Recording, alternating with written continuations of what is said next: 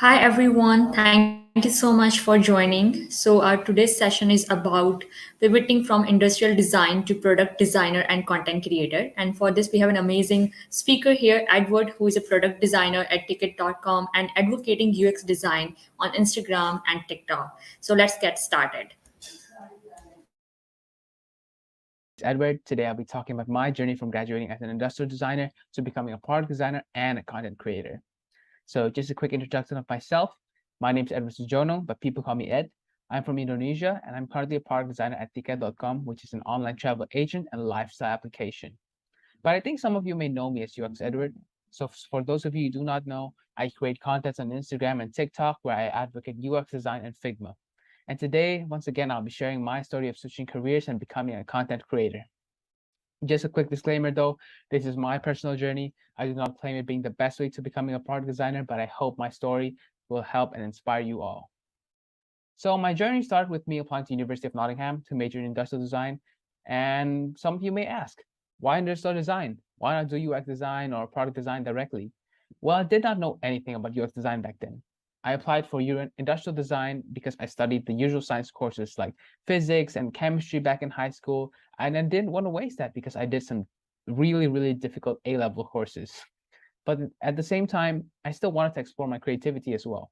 So I thought, hey, there's a major where I can still make use of my science background and be creative. And so there I was. I studied industrial design in university where I had to learn a lot about manufacturing, ergonomics, and material stuff.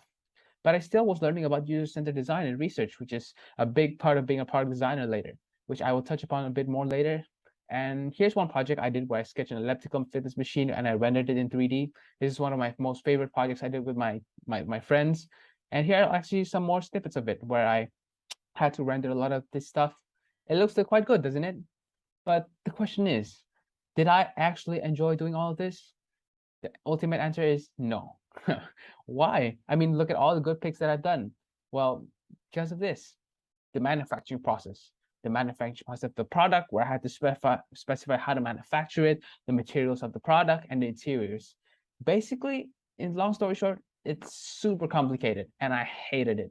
Now, every time I was in class, this was me, just confused and like trying to process everything in my head, but every time there's a test, I would remember it for one day and forget it the next day. So it's completely useless to me. And deep down, I knew I didn't want to work as industrial design anymore. So I thought, you know what? I just needed to find a new passion in my life. I needed to find a new job. And this was like late in my university life where I was about to graduate. Which brings me to part 2 of my journey, which is when I first found out about UX design. It was one of my high school mates who introduced me to UX design because he invited me to a startup competition where he needed a designer. But it was about designing apps and websites. But guess what? I knew nothing about Figma and Adobe XD, which is software you usually use to design websites and apps, and I did not know anything about it yet. So I designed using Photoshop. And as you can see, we obviously did not win the competition. This is so terrible. But you know what? This was a turning point in my life because I finally knew what I wanted to do. Product design, designing apps and websites. That was like the one thing in my mind. And so I had to pivot from being an industrial designer to a product designer. Now, what did I learn? What did I learn to become a product designer? What are my first steps? So I first identified the similarities and differences between becoming an industrial designer and a product designer.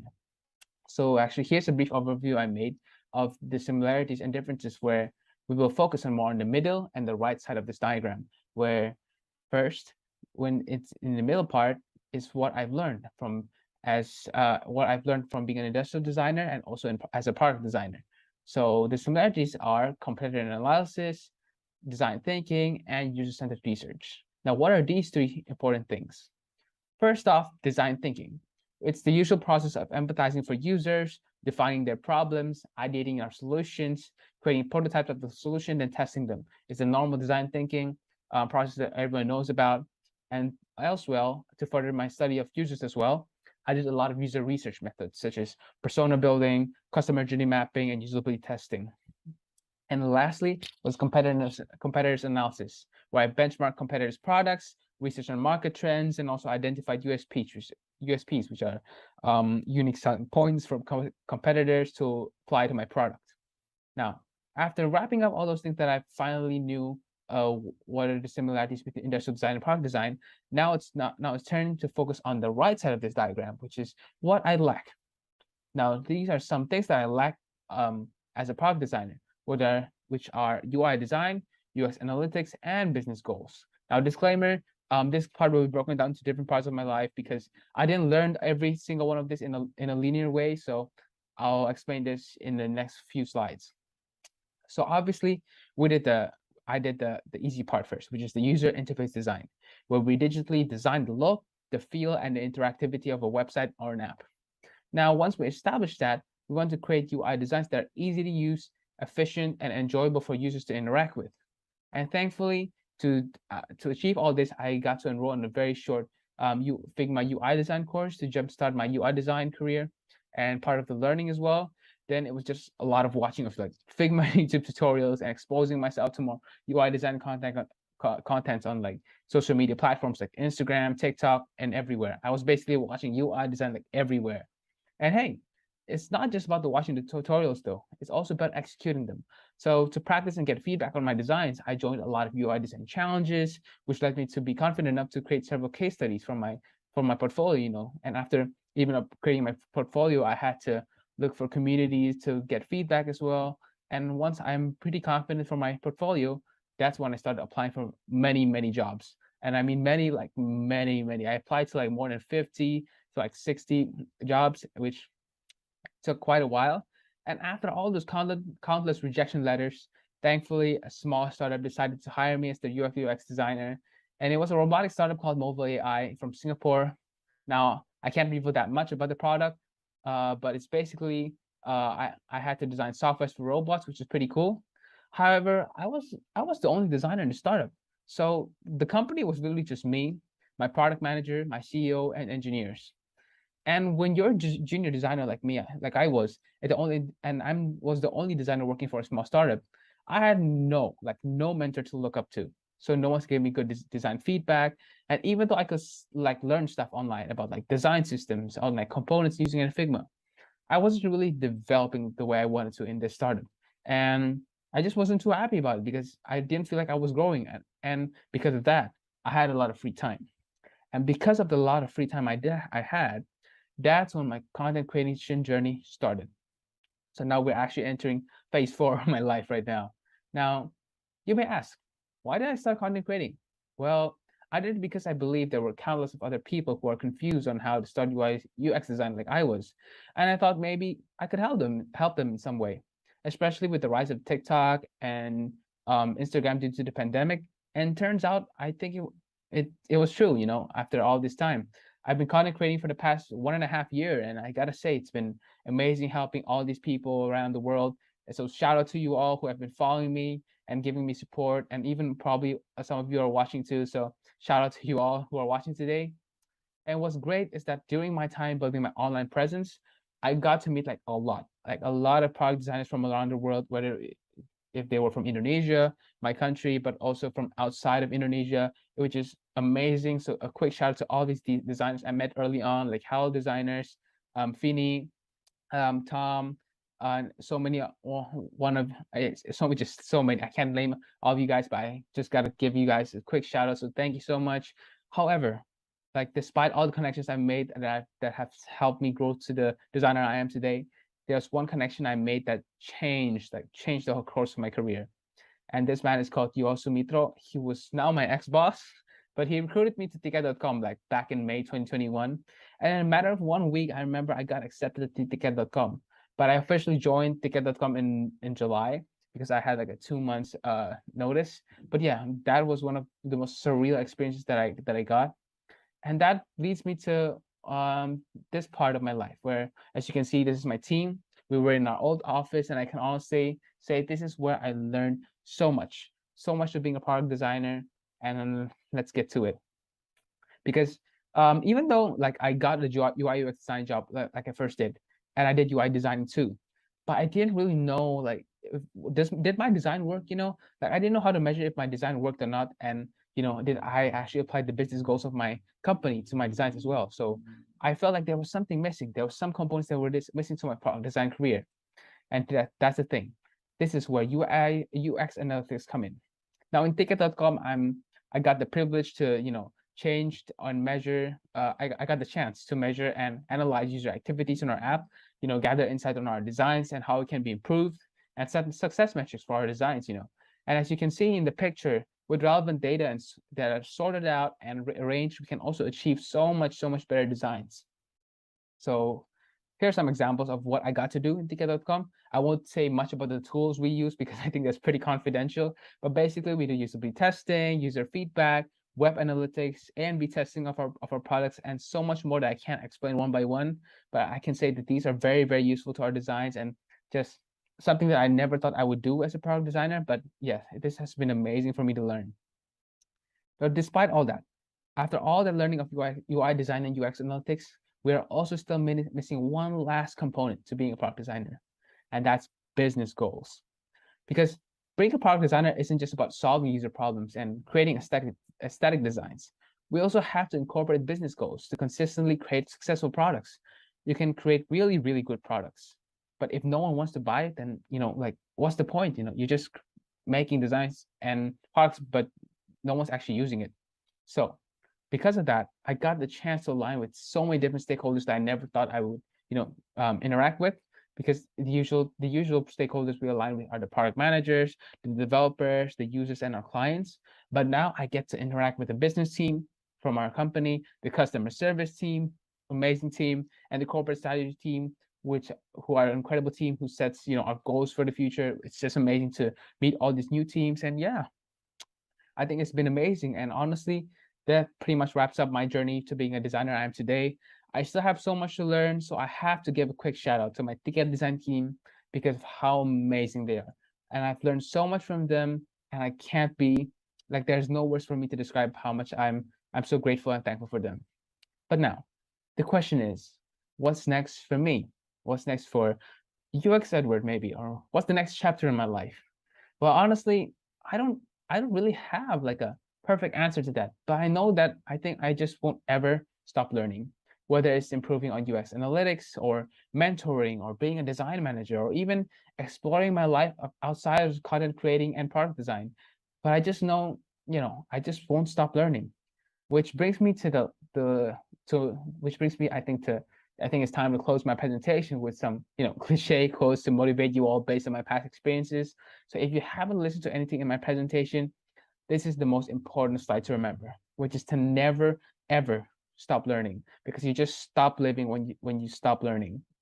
Next, and you also have to forget, you cannot forget, which is to don't ever be afraid to fail, because if you never fail, then you never learn.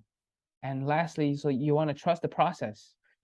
Looking back, I did fail becoming an industrial designer, because I hated the job, and that led to my failure, which leads me to my final and most final quote, is that when one door closes, another one opens. Now, I never would have been that man I never would have been the man I'm today without another door opening for me. So, take that step, guys, and open your door. It's now your chance to open that door. And thank you, guys. I'm Edward Sudjono. Thank you for listening to my story. I hope my story has helped you and inspired you today. And thank you so much.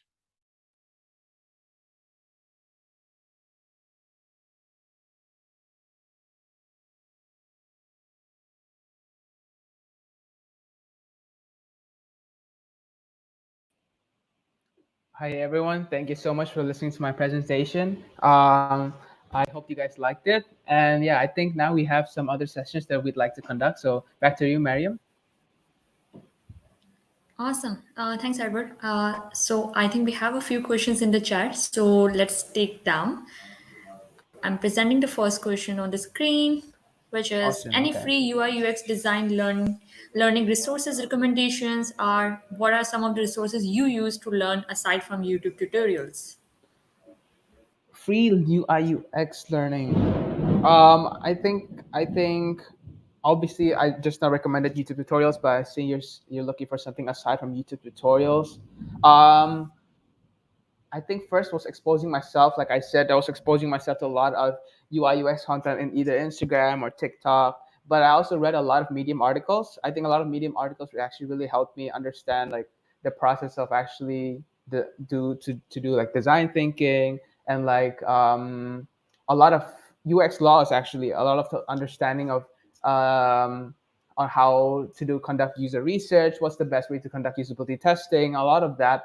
And actually, you can go look up a site called Laws of UX. They have like basically a summary of every single UX law that is known to mankind right now. And I used to read that a lot and apply that to try to apply that actually to a lot of my designs. But I guess now as time goes on, you just kind of remember that okay, you have to interpret this kind of law for as you're going on designing something.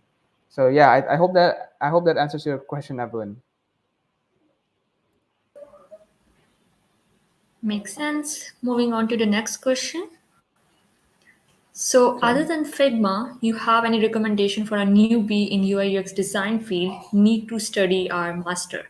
Yeah, generally for any newbie to any oh, I guess Figma is like the easy part because I feel like as especially if you study design before becoming an official UI UX designer or product designer, you will most likely be exposed to the design first. You know, creating designs in Figma and then you put them on Dribble. But I think what you can then step up on is actually it's still in Figma, but you can try to create design systems, play around with Figma, and you know because once you're working in a relatively bigger startup or company, you're gonna have to work with other people. So having a design system will definitely be a plus point. And other tools would probably be, I mean, I would probably recommend FigJam, but Miro is also a pretty good tool. My researchers and my product managers use it to whenever they want workshops and if they want to get some brainstorming sessions together. So yeah, I think I'd start with Miro or FigJam, but then there are also some usability testing tools. I've used Maze and UX Tweak. They both are great usability testing tools. Those are some things you can start with for UI UX design field. Yeah, I think that's what I have in mind. There are a lot of other tools that you might be able to use in the future, but I think as a newbie, I think like Figma and like Miro is already put a very good start to like jumpstart your career. I hope that answers your question, Rama. Awesome. Thank you, Edward. Moving on to next question, which is what did you learn working as the only product designer in a startup? Any tips on how to make the best use of your time working in a startup? Ooh. Um, Honestly, when I first started working as like the only product designer startup, I was very new to the UI UX design field. In fact, that was like my first job. So to be exposed to that at first, I was very confused at first. Like, what am I supposed to do? So that's when I obviously went on to like a lot of YouTube tutorials, a lot of Medium article reading on like how to build a design system for my startup, how to do usability testings for my startup. So I think that's what I kind of learned, just being proactive and trying to learn everything mostly by myself because I didn't really have a like a mentor or like a manager to look up to. Because unlike in my current company now, everyone is like like a lot older than me and they're a lot more knowledgeable than me. So I get to learn from them. But for my previous startup, I guess yeah, it was just more proactively learning from all the resources I've had. Yeah, I think it's just about being independent. Whereas it tips to make the best use is, yeah, I think I would say just being proactive, um, learning both in the UI and UX, but also try to communicate with your stakeholders. I mean, because you're still in a small startup, so you'll be like communicating a lot with your product manager, like closely, maybe a lot with your engineers as well. And because my startup was relatively small, I get to connect a lot with my CEO back then. So I get to have like weekly things or just have a chat on like, do you think this will work and everything. So yeah, I think just expose yourself to a lot of the stakeholders and communicate a lot with them, I guess. Think That's a great question, actually, Jessica. Thanks for the question.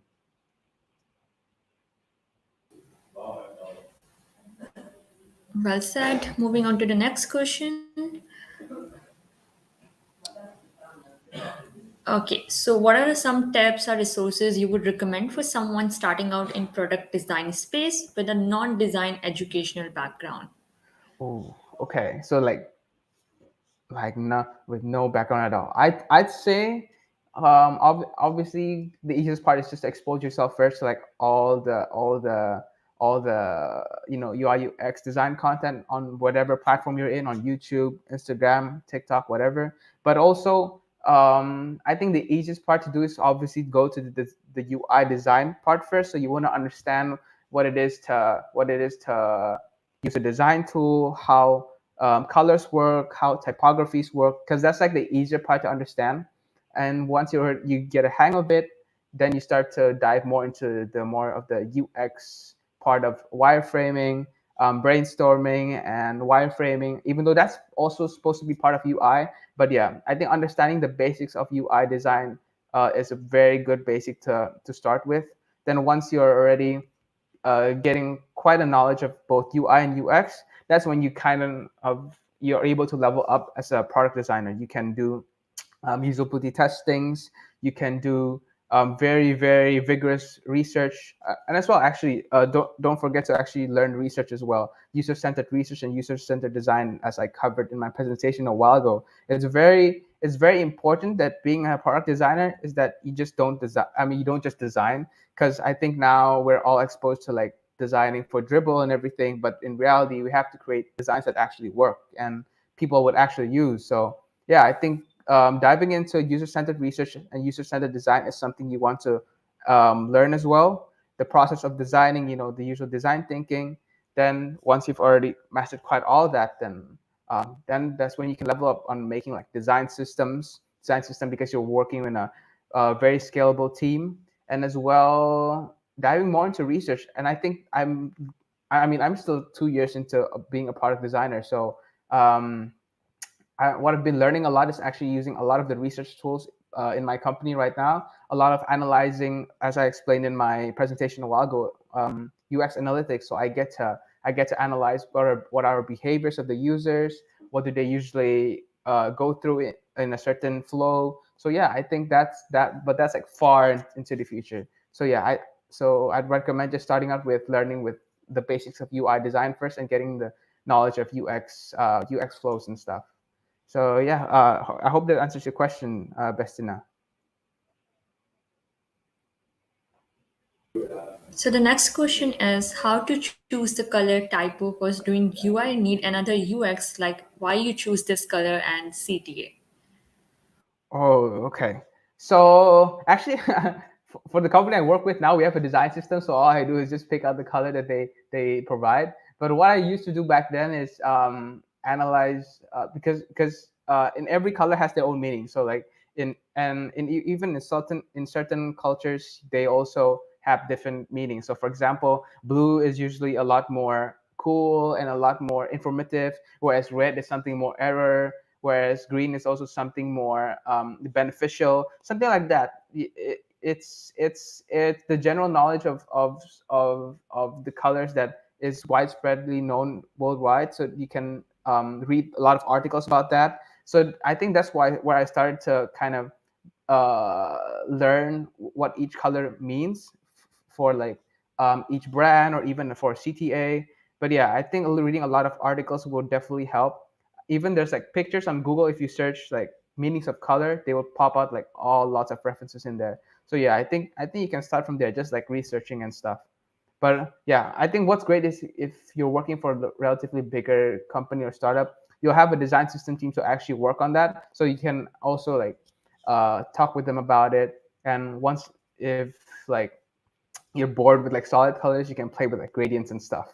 And yeah, yeah. I hope that answers the question, Raja.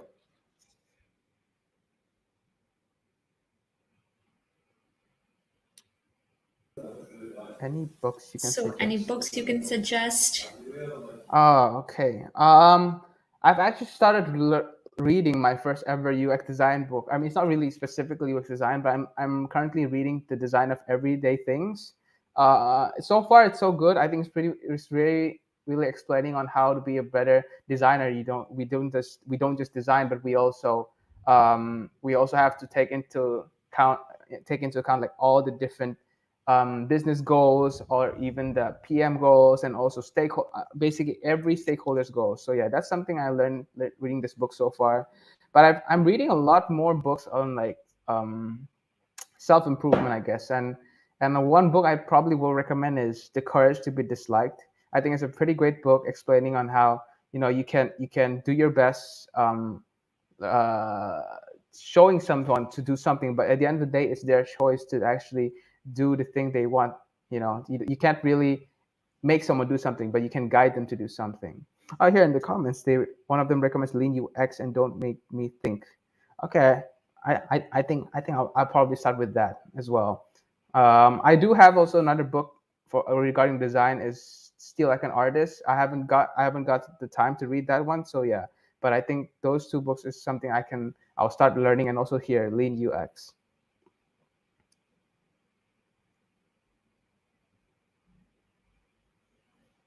Moving on to next question, how to find UI UX jobs in startups? Who? How to find UX jobs and startups? I think the most basic one is LinkedIn. LinkedIn. I use Glints back when I first started applying as well. Even going to every company's career page, like in Indonesia, we have like Tokopedia and like Gojek. They're like super big, so all we do is obviously apply to their places. So yeah, I did apply to like specifically to their career pages as well. And I think I once almost tried Indeed, but I ended up not trying there because I was already in the process of interviewing to the previous startup I worked at. But yeah, I think I start with LinkedIn and Glints. It's a very good start to finding startups you want to work with. But I think yeah, even now you can look for jobs in like Instagram and TikTok and even Twitter now, which is pretty amazing. I think the design community is just so worldwide now that you can even just apply jobs through anywhere.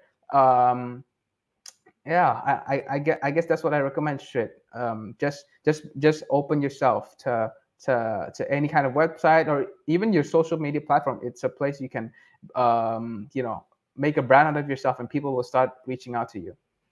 Oh, I think the question is Glints. Is Glints. Glints.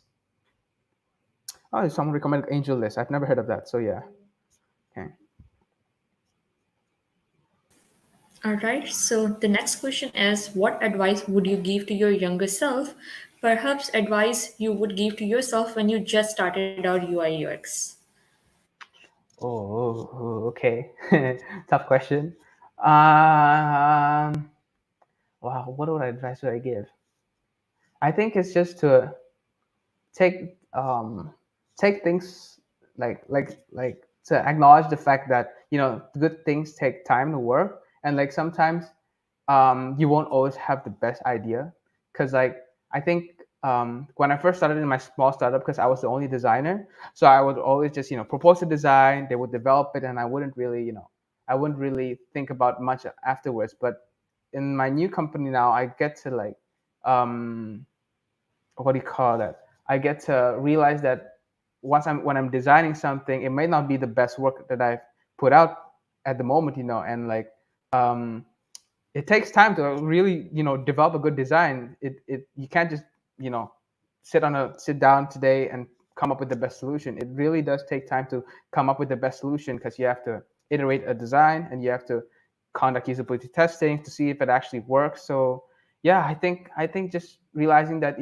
good things take time to actually um, to be developed, because I think especially now in the world where everything happens so fast, um, you expect things to also be fast, like results and everything. So yeah, I think I would give myself that advice to just like take it slow and be patient. A good question though, Via. All right, the next question is, how to present a portfolio to land a job with less information as possible? Ooh, it's a good question. Wait, huh? Um, Here's actually one fun fact is that I don't actually have like a dedicated website for my portfolio. Um, but I currently use a website called Contra to present my portfolio, and I have like 2 case studies there. But I think what you can make the best out of for an online portfolio to with less information is um, just try to keep it as it's hard to explain. Like I can just say to keep it as simple as possible, but it really depends on the case study you're working on. Like if it's just redesigning an app, then it's usually probably just the usual design thinking process where you define the problem and you iterate solutions, and then you propose the design and you actually test it. That's like the most simplest way you can just uh, base your framework or case study based on design thinking. But I think as you go on in your career going forward, I think there's a lot more than just design thinking, in case studies. So, but yeah, I think that's the best answer I've got now. Just to framework your whole case study based on design thinking and keeping it as concise as possible. Then when you're actually doing a job interview, that's when you can have like your actual full presentation or like your full deck on what is the case study about. Very good question, Rajesh. I hope that answers your question, though. So the next question is how to grow your audience on social media as a designer. Oh, okay. I think it really depends. I started out my social media on both TikTok and Instagram because it was the pandemic, and in my previous startup I didn't really have much to do. I mean I was just designing and handing off my work to the developers, so I didn't really learn that much. So I made the time to actually put my effort and passion to like help people into this social media thing. And once you find a niche, I guess once you've built your niche, and my niche is UX design. That's when it started to grow quite exponentially.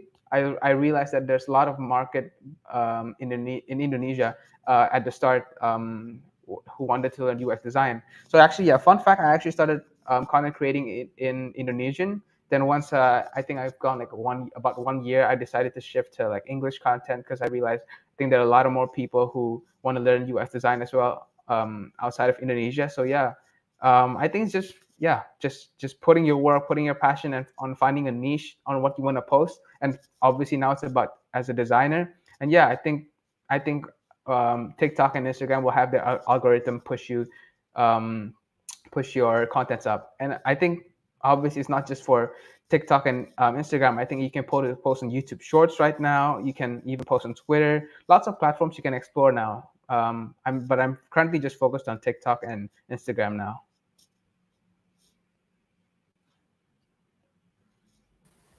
So the next question is learning HTML CSS required for UI UX Oh, designers since it has also a part of web design as well?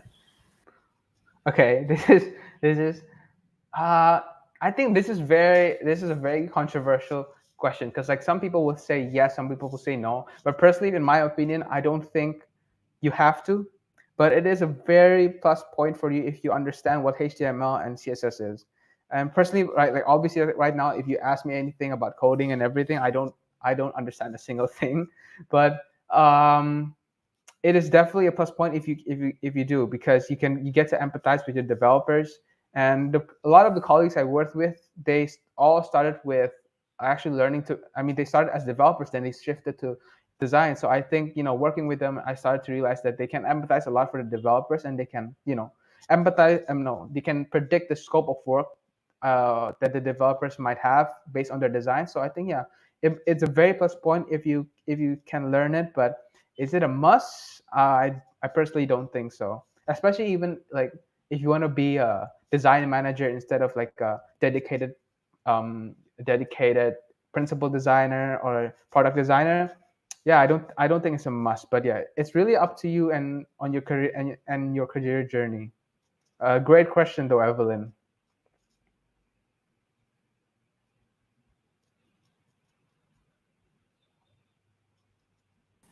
So the next is hi Edward. I also just moved to product design and now how do you practice with logical thinking since UI UX designs require a good logical thinking? Thank you. Oh, oh okay. Okay. Rise with logical thinking. I think I think you are, yeah. I mean, it is true. UI UX design will require a lot of thinking. I think it requires a lot of your own initiative to like research, and I think oh, how do you practice logical thinking? I think that's actually quite a difficult question to answer. Um, I think what I'd say is when you're doing research and stuff, you can always involve any of your colleagues or even mentors to like brainstorm together, and then you can. I mean, what I usually do is I put every single information that I have in like either FigJam or like Miro. So basically, if I have a PRD, the product detail document from my PMs, I put it on a canvas first. Then I try to map out what is actually the goal of the project and everything, and that's when it becomes clear on the timeline on what I want to work on. And once it's already quite clear, that's when okay, I can space out what do I have in this part of the project, what do I have to think about, and what in this part of the project, what do I have to brainstorm about. So yeah, I think that's the advice I can give, Francisca. I hope it helps. It's a very tough, but yet I think it's a pretty good question to ask.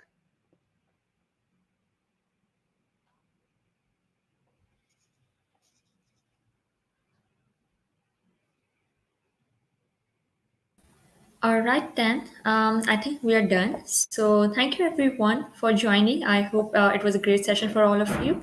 Edward, any final thoughts, final words for this session?